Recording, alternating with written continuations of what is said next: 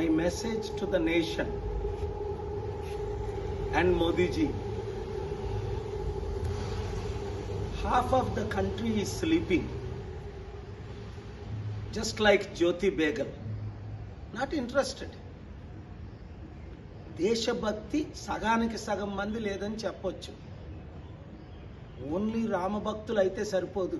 జ్యోతి కృష్ణుడు భక్తులే, హనుమాన్ భక్తులు ఉన్నారు, అల్లా భక్తులు ఉన్నారు, క్రైస్తవ భక్తులు ఉన్నారు, బుద్ధిస్టులు ఉన్నారు, జైన్స్ ఉన్నారు, యూదులు ఉన్నారు, అందరూ ఉన్నారు.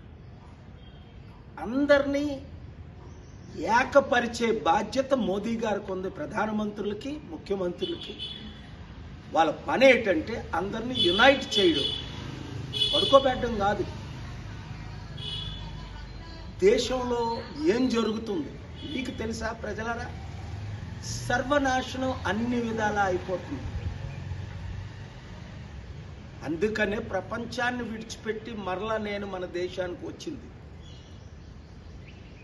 దేశ ఎకానమీ, దేశ సెక్యులరిజం, దేశ డెమోక్రసీ, దేశంలో ఉన్న ప్రజలందరూ కొంతమంది భయభ్రాంతులు చేస్తున్నారు, కొంతమంది ఎక్కువ మంది భయంతో ఆక్కాలు చేస్తున్నారు. ఏమవుతుంది సార్ మన దేశంలో?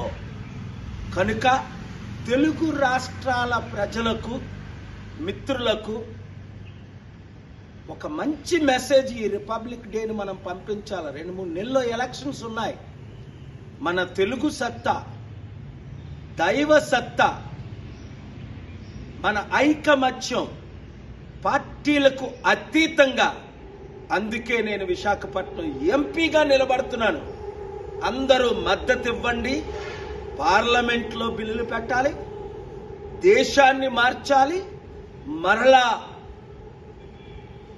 బ్రిటిష్తో యుద్ధం చేసి ఏ విధంగా స్వాతంత్రాన్ని మనం సంపాదించుకున్నామో, అందరికీ స్వాతంత్రం వచ్చినంత వరకు, అంబేద్కర్ ఆశయాలు నెరవేర్చినంత వరకు గాంధీ శాంతి మార్గంలో మనం నడవాలి.